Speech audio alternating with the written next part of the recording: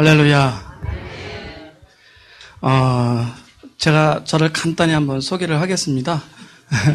저는 성령영성교회 김태옥 집사입니다. 제가 2012년 10월 21일에 성령영성교회에 등록을 했고요. 이제 10월이 되면 만 2년째가 이제 돼갑니다. 제가 여기 와서 주님을 만나면서 참 뜨거운 사랑을 받고 있고요. 지금도 주님께 인도하시는 그 길로 가고 있어서 또 여러분께 이렇게 간증의 자리에 서게 됐습니다. 사실 살아계신 주님을 만나는 과정 속에서 대부분 공통적으로 물질의 연단을 같이 따르고 있습니다. 또 최근 영성원에서 물질의 연단으로 힘들어하시는 성도분들도 또 많이 계시고, 또 영성원에 오시지는 못하지만 주님께서 부르시려고 또 물질의 연단을 허락하셔서 그런 분들이 계셔서 조금이나마 그분들께 위안과 또 위로가 되었으면 하는 마음에서 용기를 내서 이 자리에 섰습니다. 오늘 간증 순서는요, 3가지 주제로 말씀을 드리고자 합니다. 첫 번째는요, 모든 상황이 막히고 문제가 생기는 것은 주님과의 만남이요, 인도하심의 시작입니다. 두 번째는요, 주님이 인도하시는 길은 바로 형통하지 않습니다. 고난과 고통 가운데 도울 자와 환경을 통해서 당신께 온전하게 의지하게 하십니다. 세 번째는 모든 문제의 답은 하늘 아래에 있습니다. 이 3가지를 가지고 은혜를 나눌까 합니다. 자, 첫 번째. 모든 상황이 막히고 문제가 생겼다는 것. 이것이 바로 주님과 만나고 또 주님이 인도하시는 길이라는 겁니다. 제가 작년 5월에 간증을 했고요. 6월쯤 됐습니다. 미국과의 의료 사업을 주님께서 계속 하라고 허락하셔서 하고 있었습니다. 그런데 결제가 안 되는 거예요. 옷을 이제 사서 보내면 결제가 와야 제가 더 사서 보내서 또 이윤도 남기고 또 옷을 더 사서 보낼 거 아닙니까? 근데 결제가 안 되는 거예요. 그래서 생활고가 이제 막 막히기 시작을 합니다. 그래서 이제 집사람이 여보 어떻게 할 거냐고. 그래서 그때 새벽에 우유 배달을 이제 시작을 합니다. 그래서 집사람과 4개월 동안 이제 6월부터 시작을 했죠. 그러면서 얼마나 답답하겠습니까? 주님이 인도하심이 분명히 있는데 저는 지금 새벽에 우유 배달을 하고 있습니다. 하던 일은 지금 막혔고요. 그래서 계시를 받아보니까 주님께서 인내하고 기다려라. 세기를 연다고만 하시는 겁니다. 자, 여러분, 얼마나 여기 계신 고통 중에 계신 분들, 또한 주님을 만나서 그 길로 가고 있는데 막혔다는 거죠. 참 답답할 수 없습니다. 근데 지금 생각해보면 제가 지금 양송이 농사를 짓고 있습니다. 저는 사실 시골 출신이기 때문에 농사 힘든 걸 압니다. 전 농사가 짓기 싫어서 공부를 했고요. 그래서 장교로 직업군인의 생활을 했었습니다. 그런데 주님께서는 제가 농사 짓기 싫어하는 걸 아셨었는지 작은 계절 다 막아놓으셔서 스스로 포기할 것 만드시더라고요. 그것을 제가 시간이 지나서 이제 깨달았습니다. 주님의 뜻은 지금 주님의 계시를 받고 양송 농사를 짓고 있습니다. 자, 주님은 당신의 길로 인도하실 때 우리가 자연스럽게 포기하도록 상황을 조성하시고 인도하신다는 겁니다. 이것이 바로 징계의 은혜라는 겁니다. 히브리서 12장 8절. 징계는 다 받는 것이거늘 받지 않는 자는 사생자요 친아들이 아니라는 그 말씀. 여러분, 징계는 곧 주님의 뜻이 있고 길이 있다는 것입니다. 제 경험상 자신의 상황이 막히고 문제가 생긴다는 것은 주님을 만나기 전에는 주님이 만나시기 위해 부르시는 사인이요, 만난 이후에는 주님께서 새 길로 인도하시기 위해서 하는 시작이라는 것입니다. 자, 돈에 문제가 있으십니까? 그러면 주님이 돈을 주시겠다는 겁니다. 건강에 문제가 있습니까? 그 연단을 받고 계십니까? 그럼 건강이 회복되면서 치유의 은사가 온다는 겁니다. 직장에 문제가 있으십니까? 그러면 주님께서 하늘나라를 이루는 새 직장을 허락하시겠다고 그 연단을 주신다는 겁니다. 그러나 알면서도 우리가 그 상황에 처하면 얼마나 힘이 듭니까? 그렇죠? 참 힘들죠. 주님을 만났으면 뭔가 망사가 형통하고 뭐가 팍팍팍 이루어져야 되는데 계속해서 어려운 상황과 문제가 계속 생긴다면 우리의 믿음은 갈등을 빚고 실족하게도 된다는 겁니다. 작년 5월에 저희 가정에 목사님 신방을 오셨었습니다. 그때 주님께서 이런 예언을 주셨어요. 그동안 제가 쌓아온 세상적인 것을 다 허물어 버리시고 주님의 것으로 새롭게 쌓기를 원하신다고 하셨습니다. 자, 그럼 무슨 말씀입니까? 그동안 제가 쌓아온 돈, 명예, 직장, 인맥, 그런 모든 경력들이 쌍그리 다 무너지는 겁니다. 여러분, 세상을 다 잃게 되는 것이지요. 완전히 발가벗겨진 채로 세상에 내동댕이 쳐진 거나 똑같다는 겁니다. 그러나 여러분 걱정하지 마십시오. 지나가 보니까 또 그 과정 속에 있는 가운데서도 고난을 통해서 주님께서는 새 길로 인도하시기 때문에 여러분 두려워하지 마시고, 주님이 두려워하지 말라는 것은 스페어 카드, 주님이 준비해 준 카드가 있기 때문에 두려워하지 말라고 하시는 거 아니겠습니까? 자, 두 번째는 주님이 인도하시는 길은 바로 형통하지 않습니다. 그 고난과 고통 가운데 돌자와 환경을 통해서 온전하게 당신께 의지하게 만드신다는 겁니다.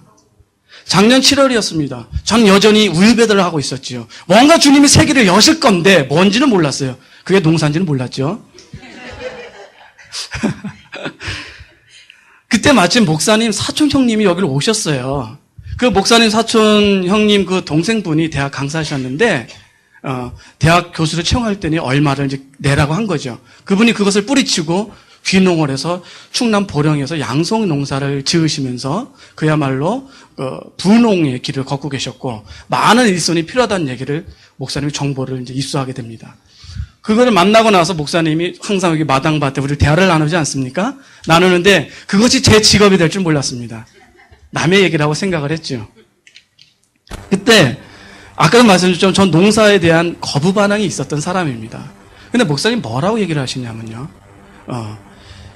이 양송이 농사를 통해서 우리가 은혜를 받을 때 여기 다 아시겠지만 은혜가 한꺼번에 팍 내리기도 하지만 주님이 우리를 부수고 당신의 자녀를 만들기 위해서 더디오는 은혜가 있다는 겁니다.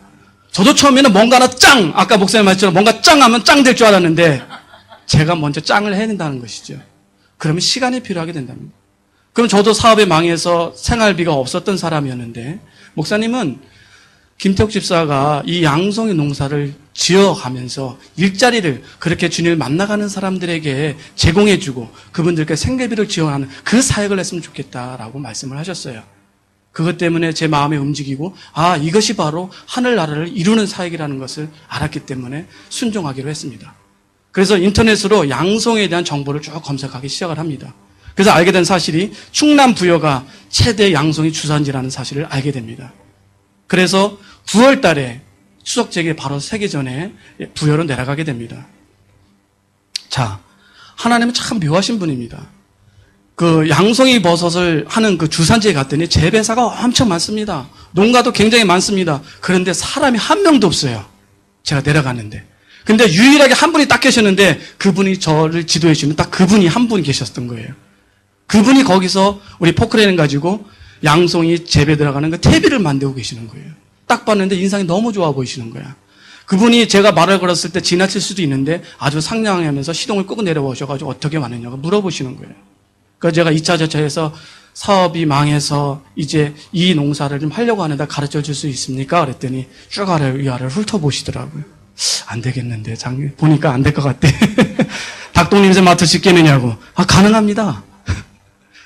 그래서 이제 그분과 대화를 나누고 어쨌든 제가 추석을 끝내고 내려오겠습니다. 그래서 그분 연락처를 받고 이제 서울로 다시 올라왔지요.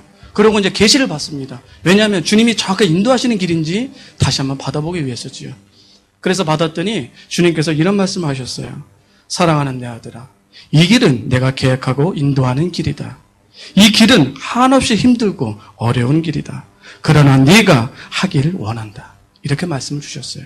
그리고 원장님께서는 환시를 보는데 버섯이 처음에는 아주 갈색이고 조그맣던 거죠. 근데 점점점 커지면서 하얗게 된다라는 거죠. 그래서 처음에는 큰 돈을 못 벌겠는데 나중에는 풍성하게 주님이 채워주실 거라고 이렇게 계시를 주셨습니다. 저는 그 말씀을 그것을 가지고 추석을 끝났고 무작정 작년 9월 25일 날 부회로 내려갑니다. 아무 연고도 없고 오직 그분 하나 연락처를 받아가지고 내려가죠. 그래서 그분이 진짜 와서 당황하셨어요. 안 올 줄 알았대. 그래서 이제 그분을 통해서 배우려고 했더니 제가 지금 2동을 임대를 해서 지금 하고 있는데요. 2동 임대와 재료비 값이 한 1,000만 원 정도가 들어갑니다. 저는 그 돈이 없었기 때문에 그러면 어떡합니까? 그랬더니 그 퇴비를 재배사 안으로 집어넣는 그 품꾼 일을 하라는 거죠.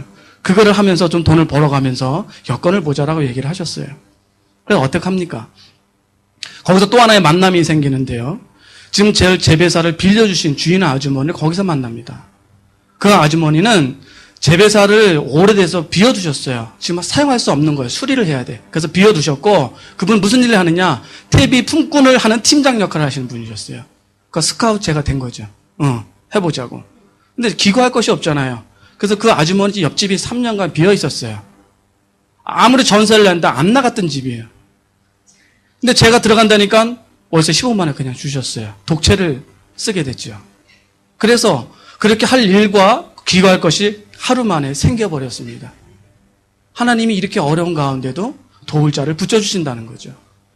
자, 저는 이제 퇴비 일을 시작합니다. 나르는 일을. 새벽 4시부터 시작이에요. 그래서 그 일이 오후 1시나 2시에 되면 끝납니다. 생각해 보십시오. 여러분 제 손이 굉장히 작고요. 연약한 손이에요. 이걸 가지고 포크질을 해야 되는데 손에 물집이 나기 시작을 하는 거예요. 10손가락 안 난 데가 없어요. 테이핑을 했는데도 계속 찢어져. 그리고 온몸에 알이 막 배고요. 그러면 퇴비는 실어도 써도 끝없이 매년 남아있는 것 같아요. 한마디로 죽겠어요.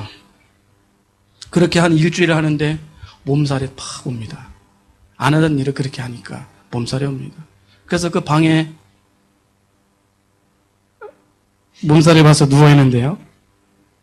제 신세가 얼마나 처량하고 제가 어쩌다가 이렇게 되었는가 하는 생각에 하염없는 눈물을 흘립니다. 그러면서 이제 그런 말씀이 생각나더라고요. 고린도전서 15장 19절 말씀. 만약 우리가 바라는 것이 이 세상의 삶뿐이라면 모든 사람 가운데 우리가 더 불쌍한 자라. 자, 여기서 끝이 아니지 않습니까? 우린 영원한 그 삶. 이 삶을 이겨낼 수 있는 힘은 어디서 나옵니까? 하늘에 그 면류관이 있기 때문에 우리가 십자가에 지는 삶, 남들이 부끄러워하는 그 삶을 갈 수 있는 거 아닙니까? 자, 계시를 받고 꿈에 부풀어서 양송이 재배 기술을 배우면 돈도 많이 벌고 빚도 갚고 또 어려운 사람을 도와서 하늘나라를 이루는 그 일을 기대했는데 이게 뭡니까? 주님께서 인도하시는 길은 형통할 길이라고 생각을 했는데 그런 형통은 없고 손만 잔뜩 가지고 온통 몸살이 걸려 있었어요. 정말 때려치고 싶었습니다. 그러나 살아계신 주님을 저는 만났기 때문에 주님이 인도하신 이 길이기 때문에 떠나지도 도망칠 수도 없는 상황이라는 것을 저는 알았습니다. 그래서 이런 생각이 들더라고요. 주님, 이 품꾼 이것만 아니면 저 다 할 수 있겠어요. 이것만 아니면 좀 하겠습니다. 그래서 몸살을 회복하고 아버지께 가서 1,000만 원을 구워갖고 옵니다. 그래서 그것을 가지고 이제 그분들께 이제 다시 갔죠. 자, 여러분, 성경 속에서도요, 이런 사례는 똑같이 나옵니다. 자, 아브라함과 다윗의 사례를 보십시오. 아브라함이 어땠습니까? 그 믿음의 조상, 처음에는 얼마나 개떡 같은 믿음을 갖고 있었습니까? 그렇죠? 그 어쨌든 믿음의 조상이 된다는 그 믿음을 가지고 아브라함이 자기 땅을 본토 친척 아비의 집을 떠나 가지 않습니까? 그 계시를 받고 갔어요. 얼마나 꿈에 부풀어 있겠어요. 딱 갔더니 뭡니까? 기근이 들었어요. 그 자기 아내 사례도 애굽으로 가려니까 어떻게 하죠? 자기 아내도 누이라고 막 속이지 않습니까? 또 다윗은 어땠습니까? 그 대선지자 사무엘이 기름을 붓습니다. 뭐라고 기름을 붓지요? 이스라엘 왕이 된다고 그랬습니다.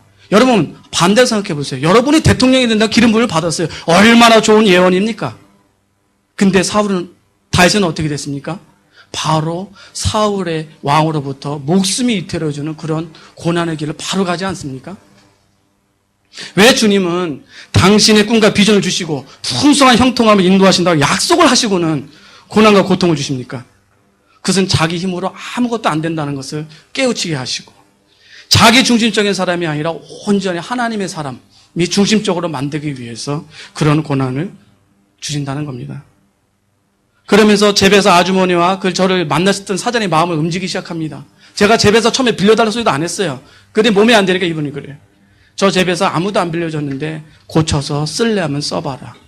그래도 그 사장님이 내가 바쁘지만은 사장이 너무 딱하니 내가 그 기술을 기꺼이 알려주겠노라고 하면서 재배사를 고쳐서 그때부터 작년 10월부터 양송이 재배가 시작이 됩니다. 자, 저는 그 사장님으로부터 돈 한 푼 안 들이고 모든 기술을 전수를 받습니다. 재배사를 수리하는 방법, 관리하는 방법, 양송이를 재배하는 방법과 더불어 양송이 주 원료인 배지를 만드는 것까지 모든 기술을 이분을 통해서 배우게 됩니다. 자, 여러분. 그리고 이분은 자기 집에서 왔다 갔다 하다 꼭 제 거를 2번 이상 더 봐주고 가세요. 잘 되고 있나? 혹시 얘가 잘못하고 있지는 않나? 이런 도울 자를 주님이 찰석같이 붙여놓으시게 됩니다. 그러는 중에 주님께서는 또 예언으로 저를 위로해 주셨습니다. 작년 10월 13일 날 이제 버섯 재배사를 수리하는 과정에 서울에 올라가서 예배 중에 기름 부음 시간에 이런 주님이 예언을 받습니다. 아들아, 네가 이제 새로운 세계가 열렸다. 그 길은 좁고 협소하다. 그 길은 부끄럽고 힘들다. 허나 그 길 끝에 너무나도 많은 사람들이 그 길을 통해서 너를 통해서 사람들이 영육간의 축복을 받게 될 것이다. 네가 현실을 바라보지 말고 내가 말하는 그곳을 바라보고 네가 지금 그 고난을 이겨내기를 원하노라. 자, 고린도전서 14장 1절부터 4절 말씀에 보면 무슨 말씀이 나오죠? 너희들은 특별히 예언하기를 사모하라. 예언은 교회의 덕을 세우며 권면과 위로를 주신다는 겁니다. 어려울 때마다 주님은 저에게 예언으로 위로해 주셨고 아브라함도 마찬가지입니다. 그 이삭을 바치기까지 아브라함은 주님으로부터 끝없는 계시와 예언의 위로를 받았기 때문에 결국은 이삭을 바칠 수 있는 믿음의 조상으로 올라서게 된 겁니다. 그래서 우리는 주님의 예언을 통해서 이 위로와 위안을 받고 지금 처한 이 현실을 보지 않고 이 상황을 이겨낼 수 있는 새 힘을 얻을 수 있다는 겁니다. 그래서 저는 다시 양송이 재배사에 재배하는 데 전념을 합니다. 자, 첫 수확을 이제 하게 됩니다. 자, 양송이 재배를 쭉 하는데요. 자, 올해 1월 신정 구정 때 재배사 2등을 빌렸다고 했지 않습니까? 첫 재배사는 신정 때 수확을 했고요. 두 번째 재배사는 구정 때 수확을 하게 됩니다. 그런데 장점과 단점이 있어요. 자, 장점은 뭐냐 하면 일손이 제가 없었습니다. 버섯 짜는 기술도 느렸고요. 우리 마침 집사람은 우유 배달이 끝날 즈음에서 어린이집 교사로 취직을 했었습니다. 작년 9월쯤에. 그래서 떨어져 있었죠. 저 혼자만 있었는데. 근데 버섯은 2사람 이상이 필요합니다. 재배하는데. 그런데 그 연휴를 맞춰 집사람이 왔지요. 어쨌든 버섯은 땄습니다. 그리고 사장님이 그걸 지도해준 사장님과 똑같은 재배사를 했는데, 똑같은 원료를 했는데, 그 사장님이 며칠이 빨랐어요. 먼저 세역을 하시고 제 일을 좀 도와주셨다는 겁니다. 그래서 그 어려운 손길을 신정 연휴를 통해서 해결해 주셨어요. 근데 또 하나의 단점은 뭐냐? 수매를 안 해가는 겁니다. 연휴다 보니까 저희 버섯은 가락동으로 올라갑니다. 그래서 그날 들어가서 경매가를 받는데요.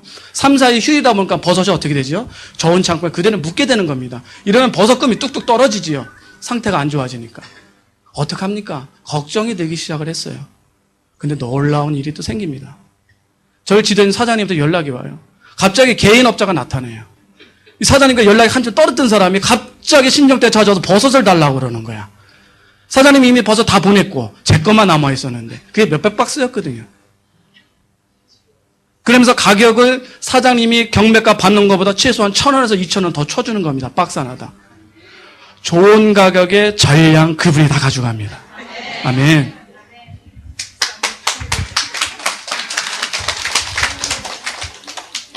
자, 그래서 그 사장님은 저를 보고 이렇게 평가를 하죠. 야, 너는 재배사도 평탄하게 없고 살집도 평탄하게 없고 첫 농사 망할 줄 알았는데 망가지고 어떻게 땄고 그리고 이 연휴가 걸려서 이걸 어떻게 처분할 건가 고민했는데 참 잘도 팔아먹는다 너. 넌 역시 돈복이 있구나.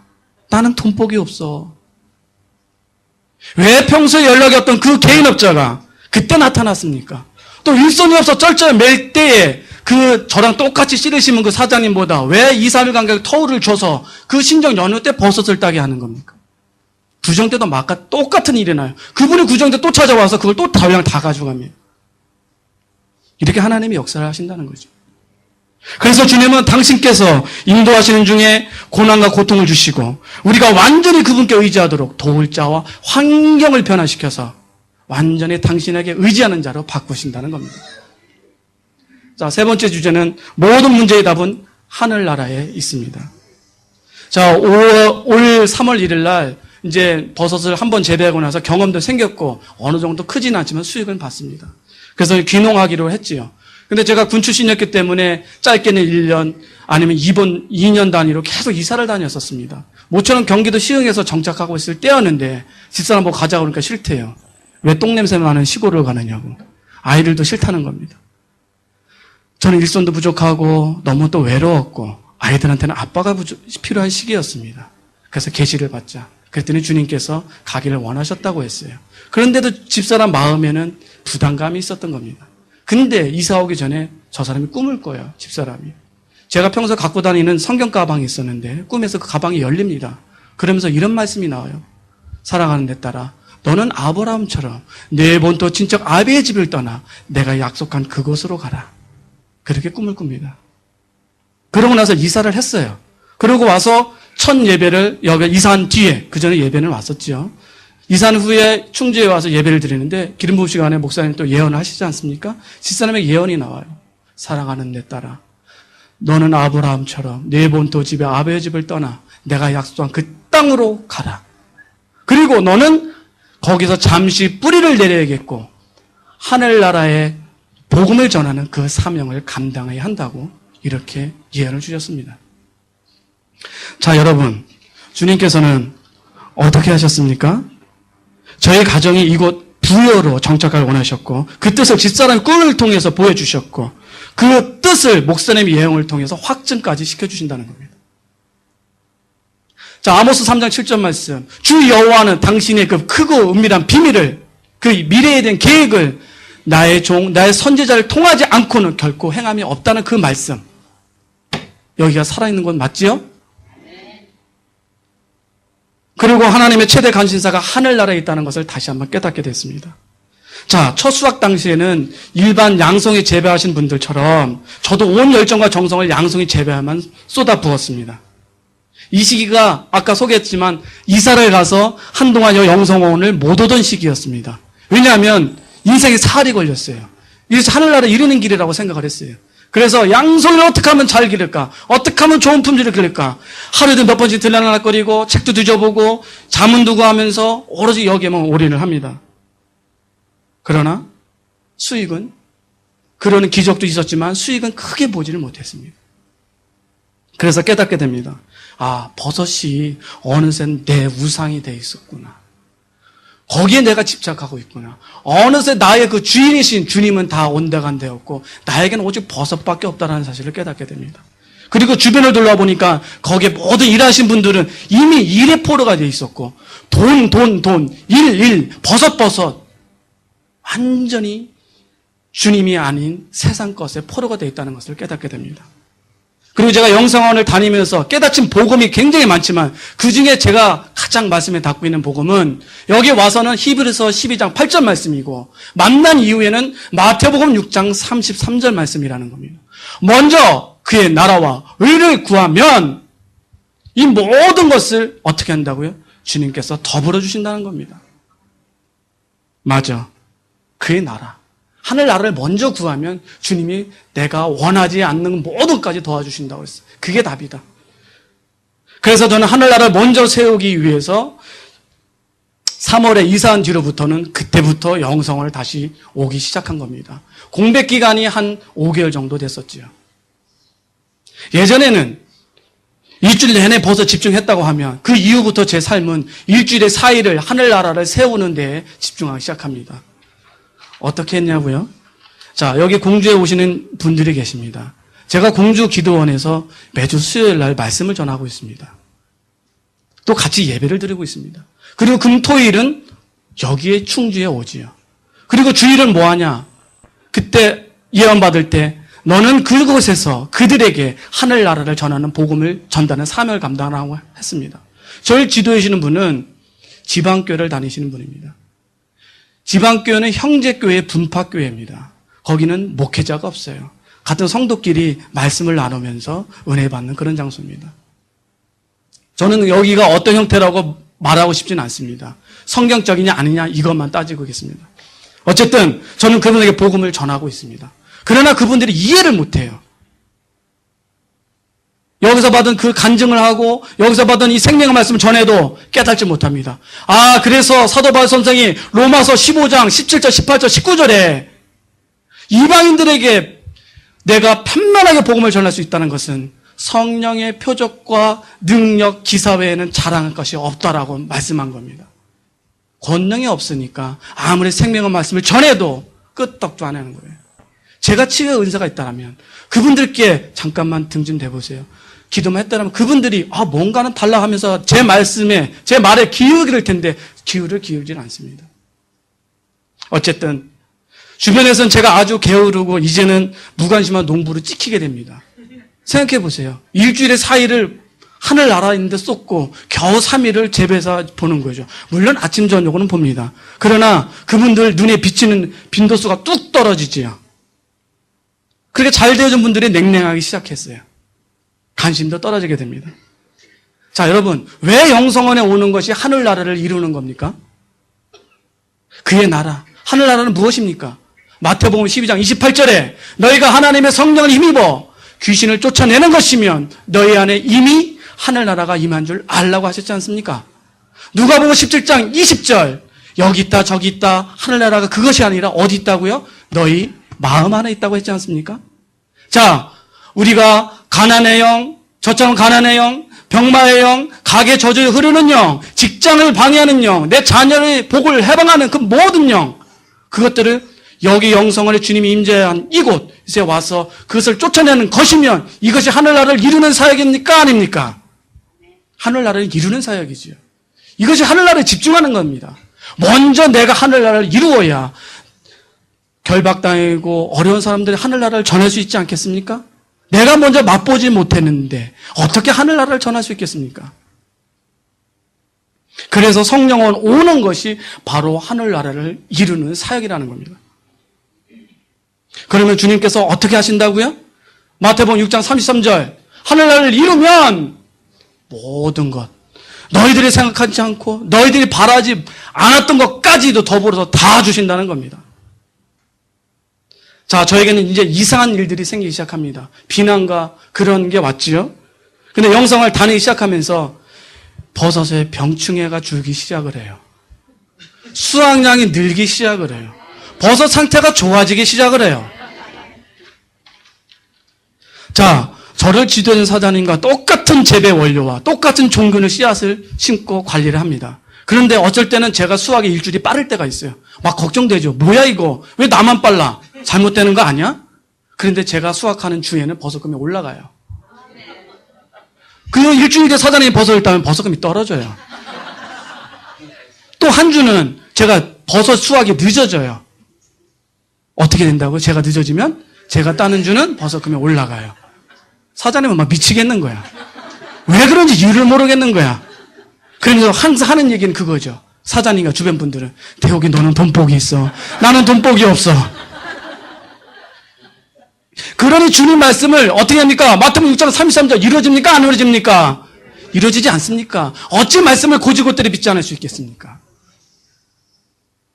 또 고린도전서 전선지 2장 헷갈리네요. 2장 14절 말씀에 보면 육에 속한 사람은 하나님의 성령의 일을 받아들이지 못할 뿐더러 영의 사람을 어떻게 본다고요? 어리석게만 본다는 겁니다. 그분들은 제 행동이 얼마나 어리석어 보겠습니까? 더 열심히 해도 저 초보 초짜가 한 번 수학했다고 이제 저거 좀 고만해졌네. 좀 안다고 저 까부네. 이렇게 봤다는 겁니다. 그 시간에 전 뭘 했지요? 하늘나라를 이루는 데 집중하고 있었지 않습니까? 저분들은 저러다 그랬어요. 너 그러다 농사 망친다. 이 하나님께 넌 너무 미친 거 아니냐? 맞습니다. 저는 하나님께 미친 놈입니다. 미치지 않고는 이 길을 갈 수가 없습니다, 여러분. 그분들은 왜 저를 돈복 있는 사람이라고 평가를 합니까? 상식적으로 이해할 수 없는 일들이 일어나기 때문에 그건 아니면 그 방법, 그 답이 아니면 해결할 방법이 없다는 거죠. 저에게는 모든 조건이 안 좋으면 안 좋았지. 어떻게 이런 환경 속에서 더 좋은 버릇이 나온단 말입니까? 이처럼 하늘나라를 우선순위에 두게 되면 축복이 따르게 되는 것입니다. 제가 올 7월 25일 날 재배사를 어떻게 하면 늘릴까 하는 방안에 대해서 계시를 받았습니다. 그때 어떤 방법과 또 주님의 위로를 받게 됩니다. 주님께서는 사랑하는 내 아들아, 나는 네가 그곳에서 온전하게 땀을 흘리며 성공하기를 원한다. 그리하여서 돈 없는 자들, 힘없는 자들, 아무것도 없는 자들을 살리는 통로의 역할을 해주길 원한다. 그래서 네가 헌 것을 구해서 서서히 고쳐가면서 하나하나 땀을 흘려가면서 일할 때 내가 축복해 줄 것이다. 네가 땅을 사는 것보다 그렇게 하는 것이 거저 얻듯이 한결 수월할 것이다. 올해가 지나고 내년에는 열매를 먹게 될 것이다. 부족하지만 제가 힘들고 어렵지만 잘해서 어려운 분들에게 힘이 되는 그 통로의 역할을 하고자 다짐하면서 다시 양송이 재배를 하고 있고 지금도 열심히 하고 있습니다. 그러나 기적은 한번 또 터집니다. 지난 2주 전에 버섯 수확을 하면서 제가 일주일 내내 경매에서 1등을 하게 됩니다. 자, 여러분, 충남 부여는요, 우리나라 양송이 생산 최초 재배지입니다. 그리고 전국 생산량의 50%가 충남 부여에서 납니다. 그러면 제가 충남 부여에서 나와서 경매를 올렸는데 1등을 했다는 얘기는 전국에서 1등을 했다고 해도 과언이 아니란 말씀입니다. 저는 버섯에 대해서 기도도 하지 않습니다. 1등은커녕 농사만 버리지 않게 그런 생각을 가지고 저는 농사를 짓고 있습니다. 그랬더니 결과는 어떻게 됐다고요? 주님이 다 지어주고 계신다는 겁니다. 자, 여러분, 주님께 영광 박수 이때 치셔야 되는 거예요.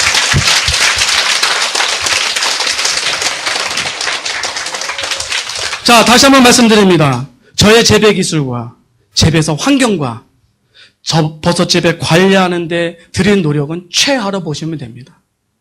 근데 제가 1등을 했습니다. 이게 말이 안 되고 하나님의 기적이라는 겁니다.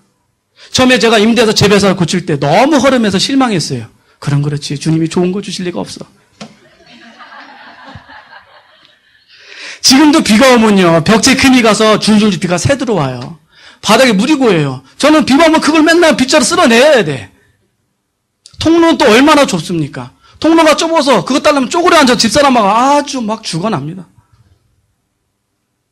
그런데 주님께서는 너무 좋은 환경, 너무 좋은 재배사에서 네가 1등을 했다면 과연 내가 한다고 했을 때, 내가 해줬을 때 너 그거 깨달을 수 있겠냐? 그렇기 때문에 그런 환경 속에서 저를 처박아 놓으신 겁니다. 여러분, 지금의 환경이 어렵다는 것, 지금의 환경이 척박하다는 것, 그것은 하나님의 기적을 더욱 체험하고 더 맛볼 수 있다는 기회를 지금 주님이 주시고 계신다는 것을 아시기 바랍니다. 또 제가 1등을 할 수 있던 기적은 어디서 왔습니까? 바로 마태복음 6장 33절과 마태복음 12장 28절 그 말씀을 저는 그대로 믿었고 그대로 행했기 때문에 이 기적이 일어난 거 아니겠습니까? 요한삼서 1장 2절에는 뭐라고 말씀합니까? 사랑하는 자여, 내 영혼이 잘된 같이 범사가 잘되고 강건하기를 내가 원하노라. 여러분, 영혼이 잘되는 게 바로 무엇입니까?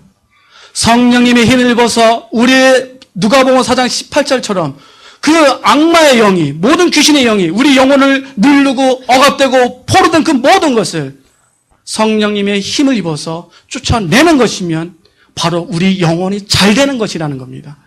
영혼이 잘 되니까 어떻게 된다고요? 범사가 잘 되고 건강하다는 겁니다. 이 말씀이 다 이어지는 말씀입니다. 그러니 이 하늘나라가 어찌 중요하지 않을 수 있겠습니까?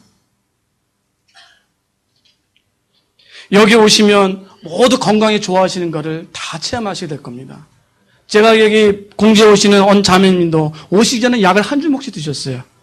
이 제대로 일어서지도 못하는 분이셨어요.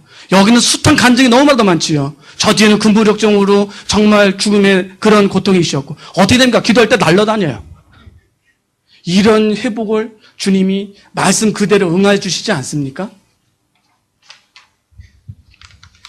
그리고 제가 지난 첫 번째 간증에 제가 1억 7천 정도의 빚이 있습니다. 제가 개인회생을 작년 6월에 신청을 했지요. 지금으로부터 1년, 지금 이제 3개월째가 이제 돼가고 있습니다. 지난주에 법원으로부터 연락이 왔어요. 9월 24일 날 해산 결정을 내려주겠다고. 자, 1년이 지났으니까 한 달에 60만 원씩 붓는 것으로 결정이 됐습니다. 그러면 5년을 환산했을 때 그 빚은 1억 7천에서 3천만 원으로 면책이 됐습니다. 저는 앞으로 4년간 매달 60만 원만 불입하면 제가 갖고 있던 모든 빚은 탕감받게 됩니다. 자, 가난의 영이 떠났습니까? 안 떠났습니까? 하늘나라에 집중했더니 이러한 일들이 일어나게 되는 겁니다. 예수님께서 이 하늘나라의 사역이 얼마나 중요할지 강조하셨습니다. 예수님께서 40일 시험을 받고 나서 그 우리의 고난에 연단받고 첫 나올 때 기대하지 않습니까? 무슨 말을 할까? 무슨 사역을 할까? 근데 예수님이 마태복음 4장 17절에 비로소 주님이 말씀하시되 회개하라 천국이 가까이 왔느니라 그 말씀을 하십니다. 왜 천국을 얘기하셨습니까? 그만큼 하늘나라 당신의 천국이요 당신의 하늘나라요 하늘나라의 사역을 하실 거기 때문에 그 말씀을 하신 겁니다. 그리고 누가복음 13장 32절에 주님이 3일 후에는 십자가에 달리셔야 돼요. 근데 뭐라고 하시죠? 저 여우 헤롯에게 전하다. 나는 오늘도 병을 고치고 귀신을 쫓아낼 것이요 제3일에는 온전한 지리라. 그 말씀을 하시지 않습니까? 우리가 죽기 전에는 무슨 일을 하게 또 생각하고 떠올립니까? 인생에서 가장 중요한 일을 생각하고 그 일을 하고 죽고자 한다는 겁니다. 예수님은 이 사역이 가장 중요하기 때문에 죽기 3일 전에도 이 말씀을 하셨다는 겁니다. 또한 부활하셔서 승천하기 직전에 명령을 또 내려고 하시지 않습니까? 마가복음 16장 17절 18절 믿는 자들에게 이런 표적이 따르리니 내 이름으로 귀신을 쫓아내며 새 방언을 말하며 뱀을 집어올리며 무슨 독을 마실지라도 해를 받지 않으며 병든 사람에게 손을 얹는 즉 나리라 하시더라. 다 하늘나라의 사역, 하늘나라 이거를 하라는 겁니다. 이거를 하면 모든 것을 더해라 주신다는 겁니다. 저는 영성원 오기 전에 사업에 실패해서 이 망가진 인생을 어떻게 살아야 할지 막막했었습니다. 이 끝이 없는 절망감 속에서 저의 자존감은 완전히 무너졌고 이루 말할 수 없는 고통 속에 있었습니다.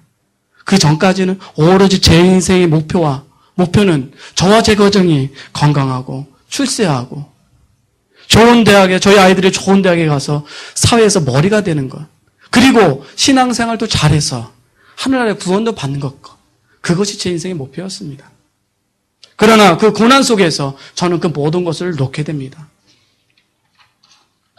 그러나 그 고통 속에서 주님께서는 저를 이곳 영성으로 부르셨고 영원한 하늘나라를 보여주시면서 이 하늘나라의 일을 하기를 원하셨고 여기를 가기를 원하시는 것을 알았습니다. 자, 남이 하기 싫어하는 그 농사 물론 저도 하기 싫던 그 양송이 농사가 이젠 저의 십자가가 되었음을 깨달았습니다. 양송이 농사를 통해서 저의 무너진 경제를 다시 수축하고 저 먼저 작은 하늘나라를 먼저 이루려고 애를 쓰고 있습니다. 그런 다음 지금은 저처럼 무너지고 힘없고 어려운 분들이 원하신다면 일자리를 제공해드리고 그분들에게 경제적 보탬이 돼서 또한 그분들을 이곳 영성으로 같이 모시고 오셔서 하늘나라를 같이 맛보고 또 그 사역 꼭 그렇게 전도할 수 있는 분으로 만들기 위한 것이 그런 통로 역할을 하는 것이 이제는 제 유일한 소망이 되었습니다. 제가 감히 자랑할 것이 한 가지가 있다면 주님께서 주신 예언, 즉 계시를 믿고 순종했다는 것입니다. 지난번 간증은 모두 제가 순종해서 이렇게 이루어졌다는 그 내용들입니다. 야고보서 2장 26절 행함 영혼 없는 몸이 죽은 것 같이 행함이 없는 믿음은 죽은 것이라. 여러분들도 하늘나라를 위해서 행하셔야 합니다. 홍해바다에 발을 담갔을 때 바다가 갈라지듯이 베드로가 물 위에 발을 내디뎠을 때 물을 걸었듯이 행할 때 기적이 일어납니다. 말씀을 맺겠습니다. 여러분 각자 처한 환경과 문제로 인해서 얼마나 고통스러우십니까? 그러나 그 고통이 주님을 만나는 통로요 주님의 인도하심이 있다는 사실을 잊지 마시길 바라고 힘을 내시기 바랍니다.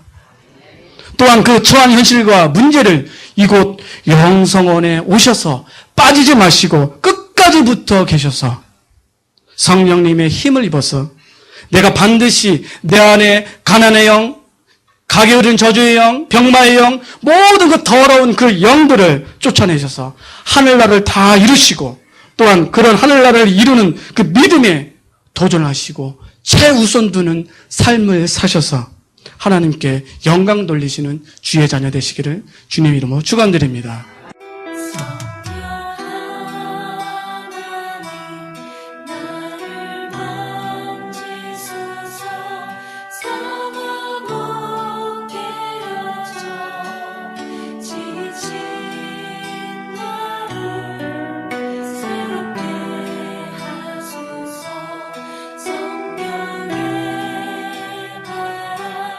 주님